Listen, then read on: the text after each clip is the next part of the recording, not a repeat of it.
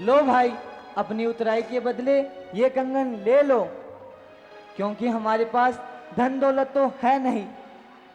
माता जानकी, आप ऐसा ध्यान न धरो, ये कंगन दिखलाकर हम गरीबों का अपमान मत करो। इसमें अपमान की क्या बात भाई? पैसा है हम दोनों का एक, नहीं कुछ मेरी शान बड़ी। मैं हूं ओछी पूंजी वाला, प्रभु आपकी है दुकान बड़ी। वो किस तरह भाई? जो तुम भी खेवट, मैं भी खेवट, फिर कंगन का दिखावत हो। ये आपस का व्यवहार नहीं, बिन कारण क्यों शर्मावत हो। घुटने घुटने जल में डर के नदियां तट नाव मंगावत हो। तुम तो दिन रात बिना तरनी के भवसागर पार लगावत हो। भाई, हमारे पास धन दौलत तो है नहीं, अपनी उतराई के बदले ये कंगन ले लो। हे भगवान, हम और आपको पार उतारे, बड़े ही आश्चर्य की बात है प्रभु। आपका ध्यान धरने से तो लाखों पार उतर चुके हैं। ध्रुवे उतरे, सगर उतरे, कुंवर प्रहलाद पार उतरे।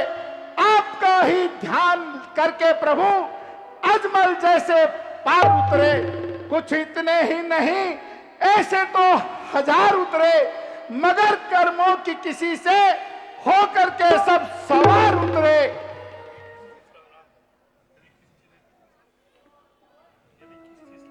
यदि किश्ती सलामत रहती है, पानी के रेलों में न हो किश्ती तो मल्ला पड़ता है झमेलों में। लो भाई, अपनी उतराई ले लो। नहीं रे, ये नहीं रहना।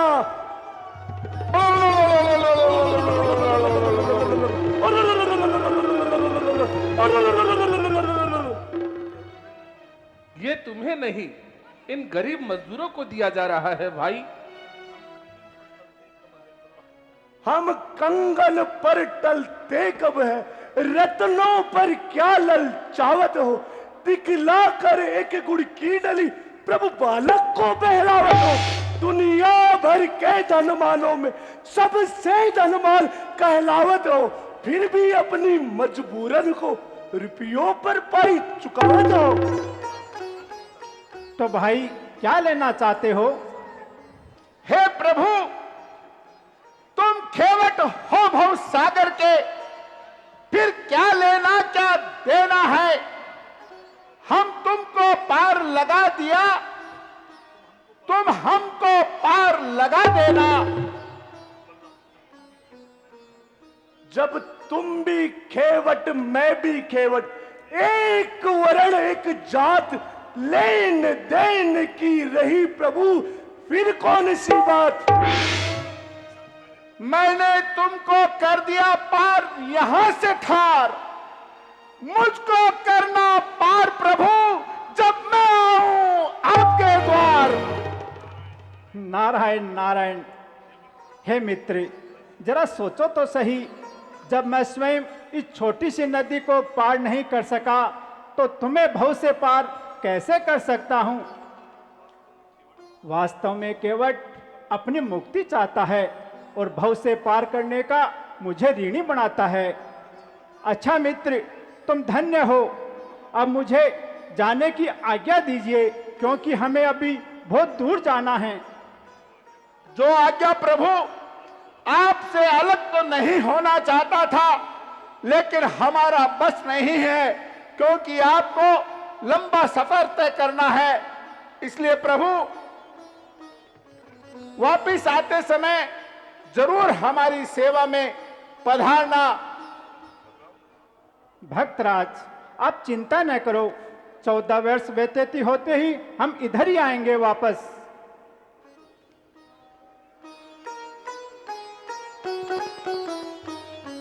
चौधरी साहब, हमारे भीलों को हथियार संभालने की कोई आवश्यकता नहीं है। वह सामने से जो भरत जी का लश्कर बड़ा चला रहा है उसमें प्रेम की तरंगे हैं, लड़ाई की कोई बात नहीं है। भरत का लश्कर बढ़ा चला रहा है और लड़ाई कैसी? प्रभु, मैंने पता लगाने के लिए मेरे गुप्तचर को भेजा था कि भरत जी लश्कर सहित यहां क्यों आ रहे हैं। शायद उनके मन में अधिक लोभ तो न समा गया हो, जिसके कारण वो अपने बड़े भाई रामचंद्र जी से लड़ाई करने के लिए आ रहे हो। मैंने यही समझा था, इसलिए पता लगाने के लिए भेजा था। आश्चर्य नहीं, अन्यथा सेना को साथ लाने का क्या प्रयोजन? इसीलिए तो भगवान मैंने भील सेना को मुकाबले के लिए तैयार रहने का हुक्म दे दिया था, परंतु अब यह खबर आई है कि भरत जी बिना किसी देश के यहां आ रहे हैं। भरत जी के मन में ना तो द्वेष है ना ही लड़ाई, उनके ऊपर तो अपने भाई को वन से वापस लाने की धुन सवार है। अगर ऐसा नहीं होता तो भरत जी यहां पर आ ही नहीं पाते, अपने साथियों को कटवाते और उसके खून से हमारे खेतों को सिंचवाते। कटा देता अभी मैदान बेजान वीरों से, न जाता एक भी बचकर मेरे भीलों के तीरों से।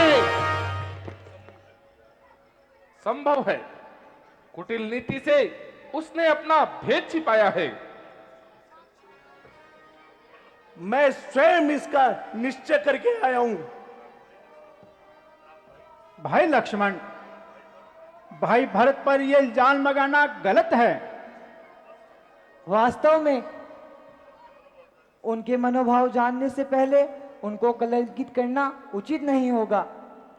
माता जी, यही उनके मनोभाव है, तभी तो साथ साथ लश्कर का भी इंतजाम है। आखिर भरत है किसका पुत्र? उसी दुष्ट केकई का, जिसके सिखाने पर उसने हमें अकेला देखकर चढ़ाई की है। फिर भी वह अपने स्थान पर सही है। हमने पिता की आज्ञा का पालन किया है, तो उसने माता की आज्ञा का पालन करके क्या गलत किया है? दया निधान, ये आपकी कोमल प्रवृत्ति का ही तो फल है। अन्यथा राज सिंहासन पर विराजने वाली मूर्ति आज यो जंगलों में दर दर न भटकती। क्या सभी का हृदय आपके समान दयालु होता है? अवश्य ही उसे अखंड राज्य करने की धुन यहां खींच लाई है, परंतु कोई परवाह नहीं। यहां आने दो बस उसे, जिंदा नहीं छोड़ूंगा। एक नेवले की तरह उस नागिन के बच्चे को झिझोड़ूंगा। भरा है द्वेष जिस सर में, कसम है उसको फोड़ूंगा। न काटूंगा मगर तलवार की मुट्ठी से फोड़ूंगा। शांत लक्ष्मण, शांत। जरा इस पर विचार तो कीजिए। क्षमा कीजिए प्रभु, मैं आपके सामने बहुत कुछ कह गया, परंतु मैं क्या करूं? रघुवंश का अंश, भाई का सेवक और हाथ में धनुष बाण, इनमें से एक भी ऐसा नहीं जो मुझे शांत रख सके।